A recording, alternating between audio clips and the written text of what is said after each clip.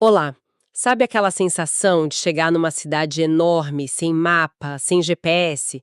A gente fica meio perdido, né? Totalmente. E às vezes, pensar no cérebro dá essa mesma sensação. Parece um labirinto impossível. Exato. E a ideia hoje é justamente essa. A gente vai pegar o primeiro capítulo de Neurociência e Educação, do Ramon Cossenza e da Leonor Guerra, e usar como nosso guia. Um primeiro mapa, né? Isso, para começar a desvendar esse território fascinante. Nossa missão aqui é traduzir essa anatomia, essa fisiologia toda em insights práticos para quem é da área de psicologia, de educação. E olha, isso é um mapa que vale muito a pena conhecer. Porque entender a geografia do cérebro não é assim só uma curiosidade acadêmica. Não mesmo.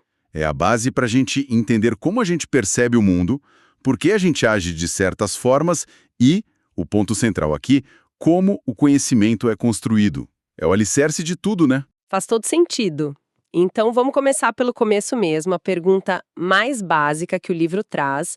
Afinal, para que serve o sistema nervoso? Porque a gente tem um. Parece uma pergunta simples, né?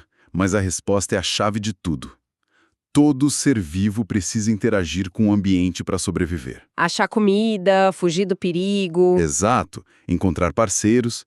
E o sistema nervoso é a ferramenta que a evolução desenvolveu para gerenciar essa interação.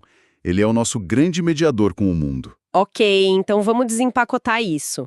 Não é só sobre pensar em filosofia ou resolver problemas de matemática. Não na sua essência. Na base de tudo, o cérebro existe para nos ajudar a nos mover e a sobreviver. É uma máquina de ação e reação. Precisamente, ele capta informações pelos sentidos, o que a gente está vendo, ouvindo, processa esses dados, compara com as experiências passadas e gera uma resposta. Um comportamento. Que pode ser tirar a mão do fogo. Ou pode ser elaborar um argumento complexo numa discussão. Tudo passa por esse ciclo: perceber, processar e agir. É o que nos torna tão adaptáveis. Certo. E para fazer tudo isso, o sistema precisa de uma linguagem própria, né? O livro me fez pensar em como a gente foi da ideia de espíritos correndo pelos nervos até um neurônio. Uma evolução e tanto no conhecimento. É. A figura 1.1 do livro é ótima, mostrando como ele é diferente de uma célula normal. Ele é todo espichado, com partes para receber e partes para enviar a mensagem. Como é que funciona essa conversa? Então, essa é a parte literalmente eletrizante da história. A comunicação acontece de duas formas. Dentro de um único neurônio, ela é elétrica. Como um fio mesmo. Exato. Um sinal, o impulso nervoso, viaja pelo axônio, que é o braço longo do neurônio, como uma onda elétrica. É muito, muito rápido. Mas eles não estão colados uns nos outros, né? Tem um espacinho ali. Como o sinal atravessa esse espaço? Aí que entra a mágica da coisa, a parte química. Nesse espacinho, a sinapse, a comunicação vira química. Ah, muda o tipo de sinal. Muda. A eletricidade que chega na ponta de um neurônio faz ele liberar umas moléculas, os neurotransmissores. Os famosos neurotransmissores? Eles mesmos. E essas moléculas atravessam o espaço e se encaixam no neurônio seguinte, como uma chave na fechadura, sabe? E aí elas dão um recado. Continua o sinal ou para por aqui. Peraí. Então a sinapse é como se fosse uma trilha numa floresta. Quanto mais a gente usa aquele caminho entre dois neurônios, mais a trilha fica forte, mais marcada. Que analogia perfeita. É exatamente isso. O fascinante é que a sinapse não é uma conexão fixa. Ela é plástica. Ela muda com a experiência. É aí que o aprendizado acontece, fisicamente. É aí. Aprender a andar de bicicleta, por exemplo, é fortalecer física e quimicamente as sinapses entre os neurônios que controlam seu equilíbrio e os que comandam suas pernas. E o cérebro ainda tem um sistema de sinal verde, que são as sinapses excitatórias. Que dizem vai. Isso. E o sinal vermelho, as inibitórias, que dizem para, segura informação. É esse equilíbrio que permite a gente focar a atenção, por exemplo. E entendi. E para essa informação toda viajar rápido, o livro fala da bainha de mielina. Diz que aumenta a velocidade em até 100 vezes. A analogia que me veio foi trocar um fio de cobre por fibra ótica. É uma ótima analogia. A mielina é uma capa de gordura que encapa o axônio e funciona como um isolante, fazendo o impulso elétrico saltar em vez de se arrastar. E isso nos leva de volta para o nosso mapa. Se a gente olhasse um cérebro, viria que ele não é de uma cor só. É verdade, a gente sempre ouve falar da massa cinzenta. Exato. As áreas com muitos desses axônios com mielina parecem mais claras, meio esbranquiçadas. Essa é a substância branca. As autoestradas. Perfeito. As autoestradas de alta velocidade que conectam as diferentes cidades do cérebro. Já as áreas onde os corpos dos neurônios se concentram, onde o processamento acontece, formam a substância cinzenta. As cidades, os centros de comando. Exatamente. Ok, então se a substância cinzenta são as cidades e a branca são as autoestradas, o desenvolvimento do cérebro na infância é mais sobre construir novas cidades ou sobre pavimentar melhor as autoestradas? Que pergunta excelente. É sobre as duas coisas, mas principalmente a segunda. A gente nasce com quase todos os neurônios que vamos ter. As cidades já estão lá. Certo. O grande trabalho da infância e da adolescência é criar as conexões e, crucialmente, mielinizar as autoestradas, tornar a comunicação mais rápida e eficiente. É por isso que uma criança pequena é mais lenta para reagir. As estradas dela ainda estão em obra, sabe? Entendi. E é aqui que fica realmente interessante. A camada mais externa do cérebro, o córtex, que é todo enrugadinho, é basicamente a nossa maior metrópole de substância cinzenta. É ali que as coisas mais complexas acontecem. É ali. A evolução humana apostou tudo nessa metrópole. O processo de encefalização que o livro cita foi justamente esse crescimento absurdo do córtex. É o que nos deu a capacidade de pensamento abstrato que nos define. Certo, então vamos seguir o caminho da informação nesse mapa. O livro dá um exemplo ótimo, o toque na ponta do dedo. Como essa informação vai da pele até o cérebro? É uma cadeia de comando. Primeiro, um receptor na pele dispara, a informação sobe por um neurônio até a medula espinhal. Ok. Lá ele passa o bastão para um segundo neurônio, que sobe até uma região central chamada tálamo, que é tipo uma grande central de distribuição. E de lá, um terceiro neurônio leva a mensagem final para a estação de chegada do tato, lá no córtex. E cada sentido tem a sua própria estação, o seu próprio bairro nessa cidade. Isso. A visão tem o bairro dela lá atrás, no lobo occipital. A audição tem o seu do lado, no lobo temporal. E isso levanta uma questão quase filosófica. Que é? A gente não vê o mundo como ele é. A gente vê a versão que o nosso cérebro constrói. A realidade lá fora é só energia, onda de luz, vibração no ar. São os nossos neurônios que traduzem isso na experiência de ver uma cor ou ouvir uma música. Caramba! O exemplo do daltonismo que o livro dá é perfeito para isso, né? É perfeito.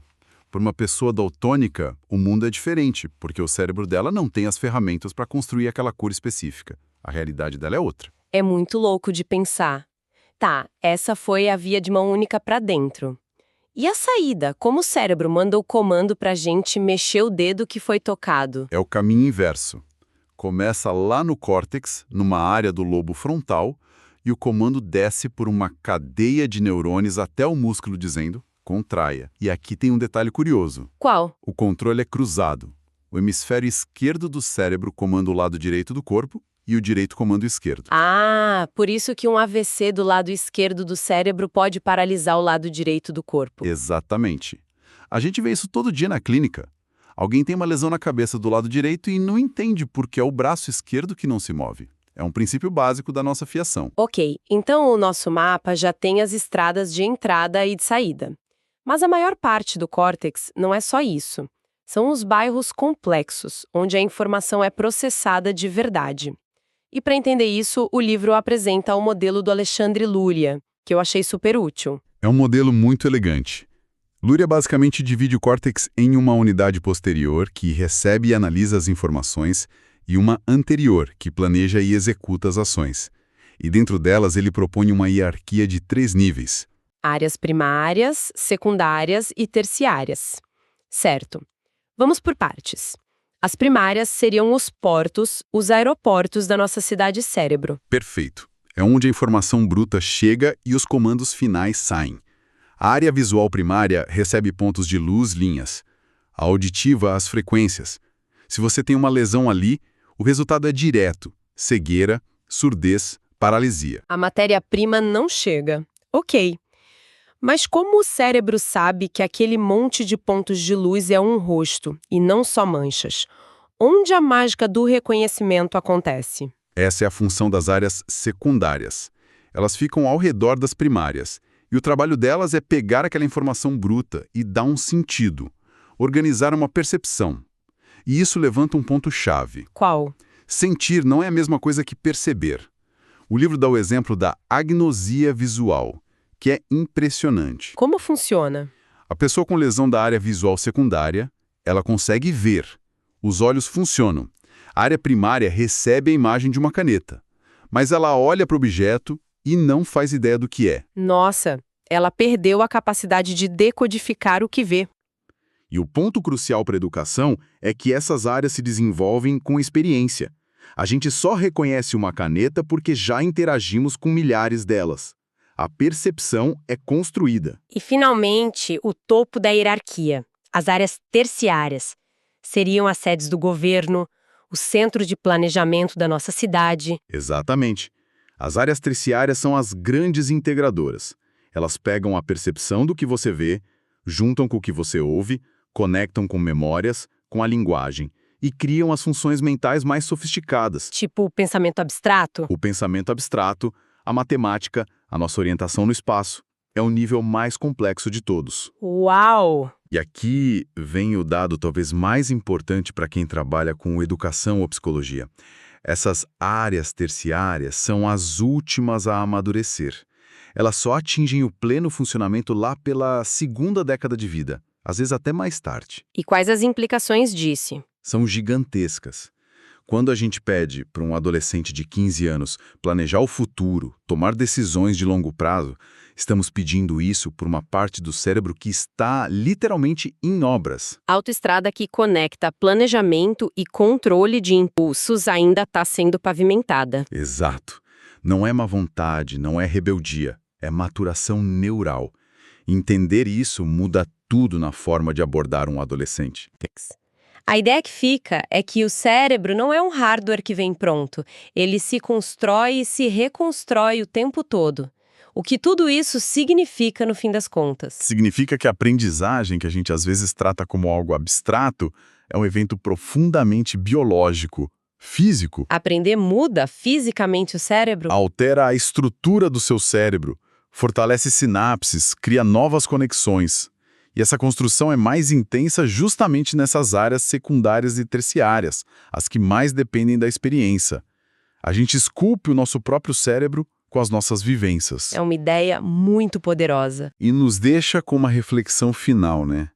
Se a experiência é o que a gente vê, ouve, lê, faz, está ativamente moldando a arquitetura do cérebro que nos permite entender o mundo, qual é o verdadeiro impacto de uma sala de aula? De um método de ensino, de uma conversa entre professor e aluno. Não é só sobre transmitir informação. De forma alguma. Educar é literalmente participar do ato de construção de um cérebro.